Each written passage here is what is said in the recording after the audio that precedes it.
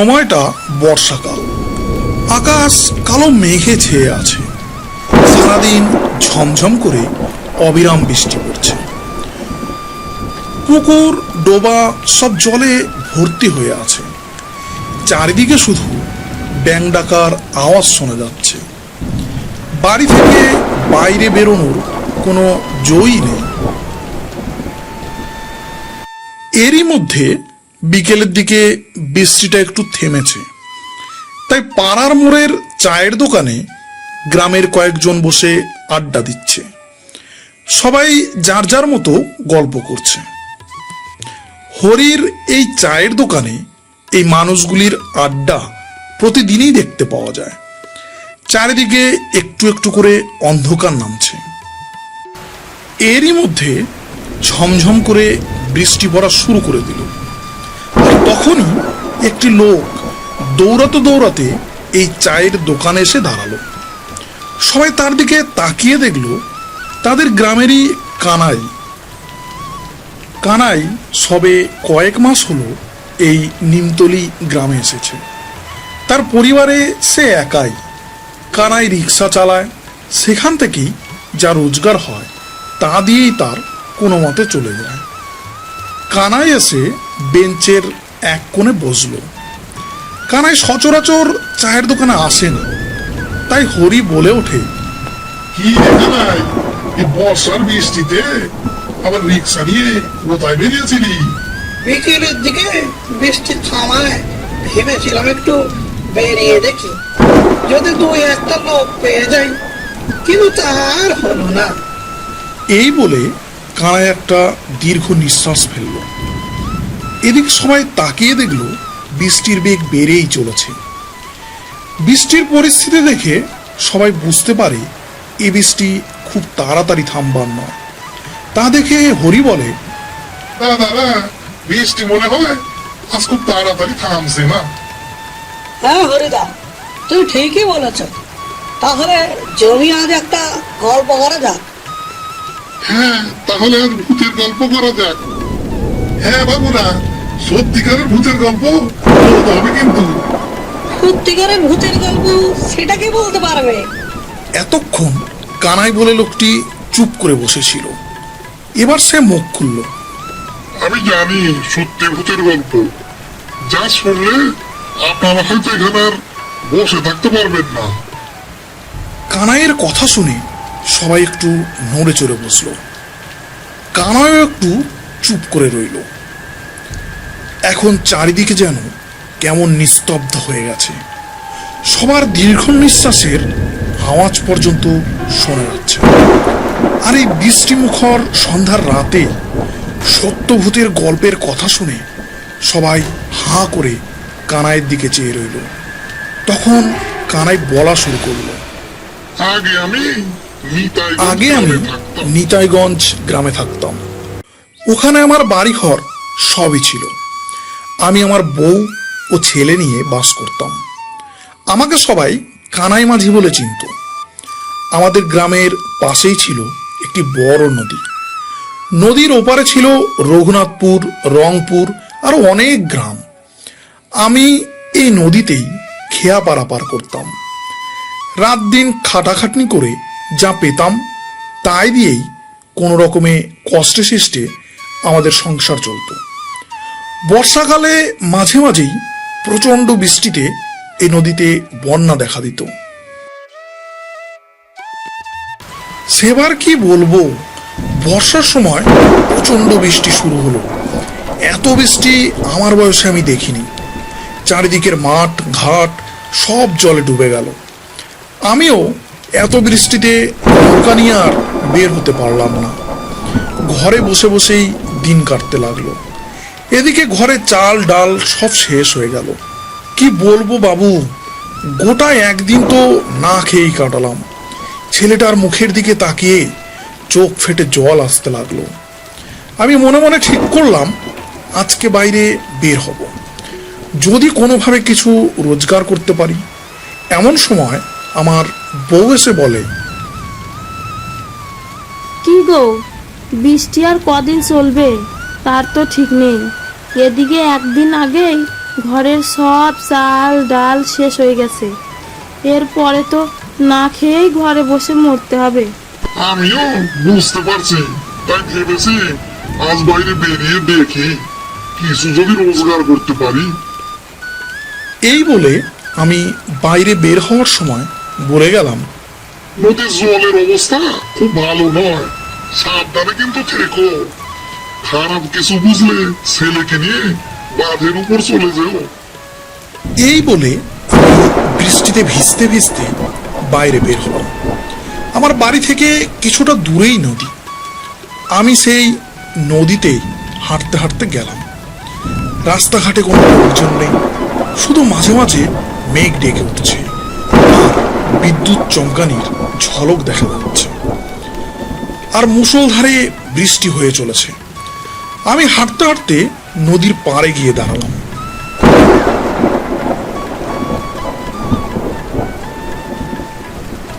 দেখলাম নৌকাটি নদীর পাড়ে গাছের সাথে বাঁধা রয়েছে আর জলের স্রোতের ধাক্কায় এদিক ওদিক করছে।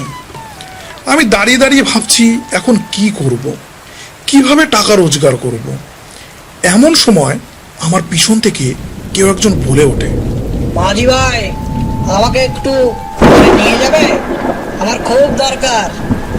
হঠাৎ এত দুর্যোগের পরন্ত বেলায় এরকম কথা শুনে আমি চমকে গিয়ে পিছন ঘুরে তাকিয়ে দেখি একটি লোক দাঁড়িয়ে আছে।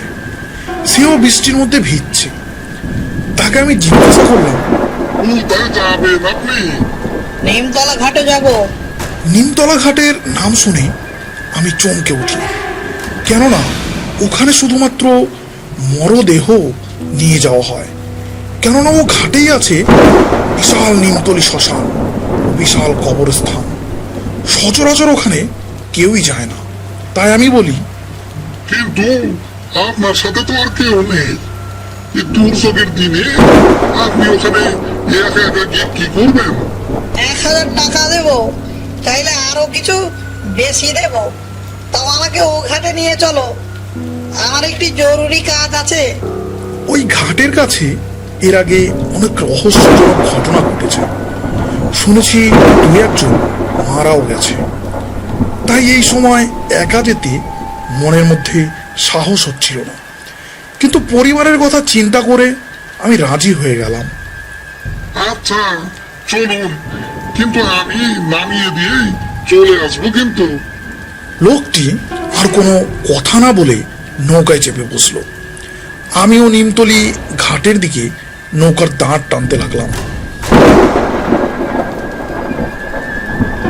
এই দুর্যোগের সময় এত বৃষ্টিতে ও নদীর প্রচন্ড জলের স্রোতের মধ্যে অতি কষ্টে টলতে টলতে আমি নৌকা চালাতে লাগলাম।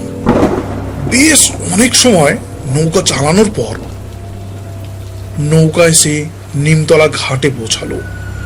লোকটি নৌকা থেকে নেমেই বলল, এখানে দাঁড়িয়ে থাকো, আমি এক্ষুনি ফিরে আসছি। আমি ওপারে গিয়ে তবেই সব পয়সা মিটিয়ে দেব। এই বলে লোকটি আমার কোনো কথা না শুনে জঙ্গলের মধ্যে কোথায় যেন চলে গেল। আমি একা নৌকায় বসে আছি, তখনও বৃষ্টি পড়ছে। চারিদিকে ততক্ষণে অন্ধকার নেমে এসেছে। কেমন যেন একটা নিশ্চুপ নিঝুম পরিবেশ সৃষ্টি হয়েছে। মাঝে মাঝে বন্য শেয়াল কুকুরের আওয়াজ শোনা যাচ্ছে। আমি ভয়ে চুপ করে নৌকার মধ্যে গুটিসুটি হয়ে বসে আছি।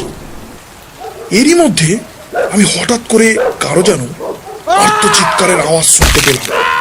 কেউ যেন অতি কষ্টে চেঁচিয়ে উঠল। তারপর আবার সব চুপ। এবার যেন পরিবেশটা আরো নিশ্চুপ নিঝুম হয়ে গেল। চারিদিকে বন্য কুকুর শিয়ালের আওয়াজও যেন বন্ধ হয়ে গেল। আমি ভয়ে নৌকা নিয়ে সেখান থেকে পালাতে যাব। এমন সময় হঠাৎ করেই সেই লোকটি কোথা থেকে এসে হাজির হলো। লোকটির কাঁধে লম্বা সাদা কাপড়ে ঢাকা কিছু একটা জিনিস রয়েছে। কি সেটা ভালোভাবে বোঝা যাচ্ছে না। লোকটি এসেই বলল, চলো চলো মাঝি, এখান থেকে তাড়াতাড়ি চলো। সাদা কাপড়ে ঢাকা, ওটা কি নিয়ে এসেছেন সেটা আপনার জানতে হবে না। আপনি আমাকে ওপারে নিয়ে ছেড়ে দেবেন, তাহলেই হবে। আমি আর কিছু না বলে নৌকা চালাতে লাগলাম। তবে আমি অনুমান করলাম ওটা নিশ্চয়ই কোনো মৃত শরীর হবে। কোনো কবর থেকে সেটা এই লোকটি চুরি করেছে। যাই হোক, কোনো রকমে ওপারেই যেতে পারলে বাঁচি, এই কথা চিন্তা করে আমি আর কোনো কথা না বলে জোরে নৌকার দাঁড় টানতে লাগলাম।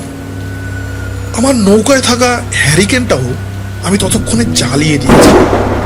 হঠাৎ করে আমি খেয়াল করলাম আমার নৌকা যেন আর কিছুতেই এগোতে চাইছে না। আমি এখন যেখানে আছি সেখান থেকে নদীর পার খুব বেশি দূরে নয়, কিন্তু এত কাছাকাছি এসেও কি কারণে যে নৌকার এগোচ্ছে না তা আমি বুঝতে পারলাম না। হঠাৎ আমার নজর পড়ল নৌকার অপর প্রান্তে বসে থাকা লোকটির দিকে। আমি তাকিয়ে দেখি সাদা কাপড়ে ঢাকা জিনিসটি ধীরে ধীরে উঠে দাঁড়াচ্ছে। উঠে দাঁড়িয়েই একটা বিভৎস নারী মূর্তিতে পরিণত হলো। আর তার চেহারা দেখে আমি নৌকার মধ্যে দাঁড়িয়ে থেকে ভয়ে ঠক ঠক করে কাঁপতে লাগলাম। আমি দেখলাম নারী মূর্তিটির মুখটি কেমন যেন বিকৃত করা, তার চোখ দুটি থেকে যেন ঠিকরে আগুন বেরোচ্ছে, চুলগুলো বাতাসে কেমন যেন সাপের মতো দুলছে, পরনে সাদা কাপড় পরা রয়েছে। এবার নৌকায় থাকা লোকটির দিকে আমি তাকিয়ে দেখি লোকটি অনেক আগেই মারা গেছে। তার ঘাড়ের কাছে গভীর ক্ষত, সেখান থেকে রক্ত পড়ে নৌকার উপর জমাট বেঁধে গেছে। আমি বুঝতে পারলাম নিমতলা ঘাটে আমি যে চিৎকার শুনেছিলাম, লোকটি লাশ চুরি করতে গিয়ে তখনই এই প্রেতের কাছে তার প্রাণ হারিয়েছে। এখন আমার প্রাণটাও এই প্রেতের হাতে চলে যাবে। আমি সঙ্গে সঙ্গে নদীতে ঝাঁপ দিই। আমার পায়ে লেগে হ্যারিকেনটা উল্টে গিয়ে নৌকায় আগুন ধরে যায়। আমি শুধু বুঝতে পারি নৌকাটি তখন দাও দাও করে আগুন জ্বলছে, আর চারিদিক থেকে কেমন যেন আওয়াজ ভেসে আসছে।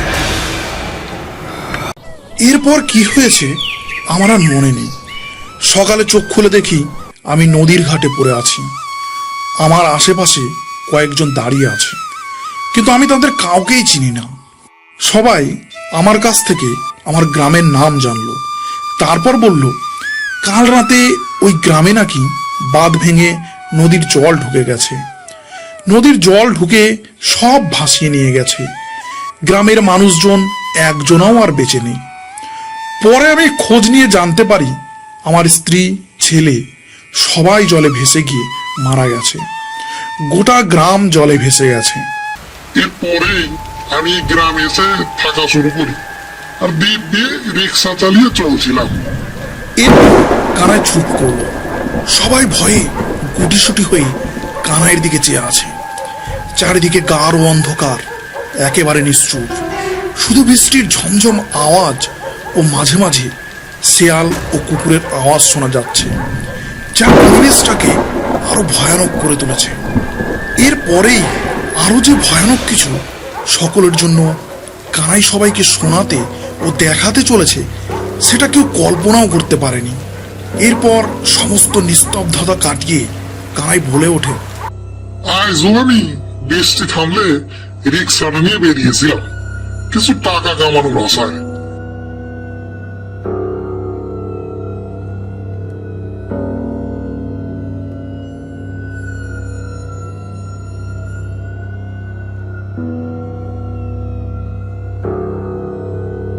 কিন্তু হঠাৎ বৃষ্টি শুরু হয়, আমি একটা গাছের নিচে গিয়ে দাঁড়ালাম। আমার ভাগ্যটা সত্যিই খারাপ। হঠাৎ চড়ে গাছ পড়ে আমার ঠিক মাথার উপর, আর আমিও সঙ্গে সঙ্গে মরে কাঠ হয়ে যাই। তারপরেই এখানে চলে এলাম। এই কথা শুনে সবাই ছিটকে চায়ের দোকানের বাইরে বেরিয়ে এলো। তারা অন্ধকারের মধ্যেও দেখতে পেল কানাইয়ের চেহারাটা যেন পরিবর্তন হচ্ছে। তার চোখ দুটো যেন আগুনের ভাটার মতো জল জল করছে। অন্ধকারের মধ্যেও তা ভালোভাবে বোঝা যাচ্ছে। এই দৃশ্য দেখে সবাই যে যার মতো যেদিকে পারলো দৌড় লাগালো, আর চারিদিক থেকে ভেসে আসতে লাগলো, তোরা সত্যি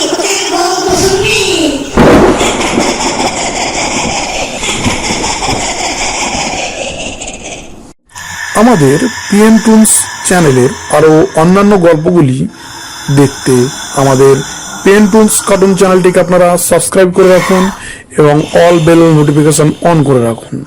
এছাড়া আপনারা কি ধরনের গল্প পছন্দ করেন তা আমাদের কমেন্ট বক্সে জানাবেন, আমরা সেই ধরনের গল্প রেডি করে আপনাদের সামনে তুলে ধরব। Thank you.